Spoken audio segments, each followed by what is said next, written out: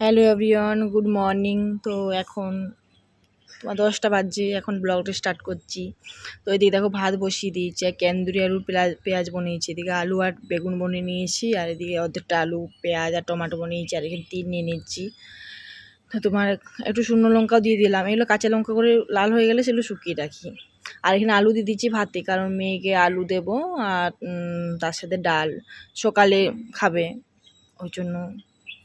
তো ডালটা জল আর লবণ দিয়ে সেদ্ধ করলাম, কারণ ভালো সেদ্ধ হবে, ওই জন্য ভাতের মধ্যে দিয়ে দিলাম। আর এদিকে টমেটোটা কেটে নিচ্ছি, আর এদিকে দেখো সোয়াবিনগুলো সেদ্ধ করে আর ছেনে নেবো, জল ধুয়ে ভালো করে ঠান্ডা করে এবারে চটকিয়ে নেবো।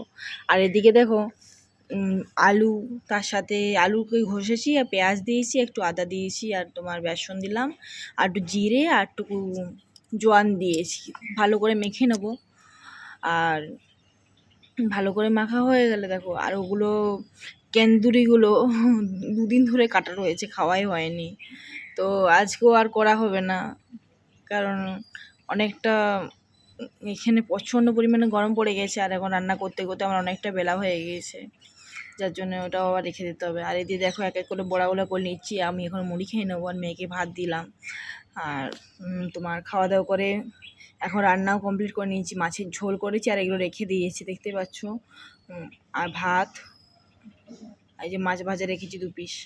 খাওয়া দাওয়া করে এখন বিকেলবেলা এই যে দেখো মেয়েকে এই যে চকোপিস কেকটা মেখে দিলাম, আর তার সাথে একটু বানানা দিলাম। মেয়ে বিকেলবেলায় হালকা করে টিফিন করে, তো আজকে একটু ভারী দিচ্ছি, হালকার সাথে তোমার বানানা দিয়েছি। এরপর আর দেখো বানানাগুলো কেটে নিয়েছি, চামচের সাহায্যে কেটে দিচ্ছি, কারণ চামচের সাহায্যে কেটে দিলে মেয়ে ভালো খায়। আর কেকটাও মাঝে কেটে দিলাম, কারণ ওর খেতে যাতে সুবিধা হয়। আর এই যে অর্ধেকটা লাড্ডু ছিল, আর অর্ধেকটা আগের দিন খেয়েছিল, সেটা ছিল। আর এই যে এগুলো আগের দিন থেকে কিনে নিয়ে এসেছিলাম এখানকার সাউথ ইন্ডিয়ান স্ট্রিট ফুড, এই যে তোমাদেরকে ভিডিওটা শেয়ার করলাম। এই যে এগুলো কিনে নিয়ে এসেছি, তোমার এই যে মুগ ডাল না মুসুর ডাল, আর তার সাথে ভুজিয়া ভাজা ছিল। আর এই যে এগুলোকে বলে গোল গোলগুলো বিল্লুর বলে, আর কে কী বলে জানি না, আমি এরকমই শুনেছি, তো তোমাদেরকে এরকমই বললাম। খুব সুন্দর কিন্তু খেতে লাগে, বিশেষ করে তিলেরটা বেশি ভালো লাগে। আর এটা দেখো কি এনেছিলাম, আগের দিন তো বলেইছি ডালের বড়া ছিল, তো একসাথে এনেছিলাম, দেখানো হয়নি তোমাদেরকে। ডালের বড়া তো দেখিয়েছি তো। আর এখন আমার জন্য বানিয়ে নিচ্ছি এখানে তোমার ম্যাগি, ইউপি ম্যাগিটা বানিয়ে নিচ্ছি। তো তোমার দেখতে পাচ্ছ সেদ্ধ করে নিচ্ছি, আর সেদ্ধ করে একটু মশলাটাও দিয়ে দিলাম একসাথে, তাহলে একটু ভালো করে মশলাটার ভেতর যে ইয়েগুলো থাকে, সবজিগুলো থাকে, সব একসাথে কিন্তু রেডি হয়ে যায়। আর এইটা মশলাটার মধ্যে অনেক কিছু থাকে, কিন্তু সত্যি খুব ভালো লাগে, ম্যাগিটা থেকে ইউপিটা ভালো লাগে। তো একটুকু সুইট অ্যান্ড স্পাইসি সসটা মিশিয়ে নিলাম।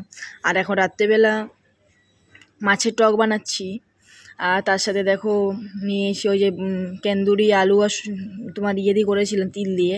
আর এখানে দেখো কলাই সেদ্ধগুলো সেদ্ধ করেছি, আর তোমার তার সাথে চানাচুর আর পেঁয়াজ কুচি করে নিয়েছি। আর মেয়ের জন্য অল্প আলু সানা করেছি, কারণ ওটা ছিল আলু সানাটা। এই ছিল আমার ব্লগ। বাই।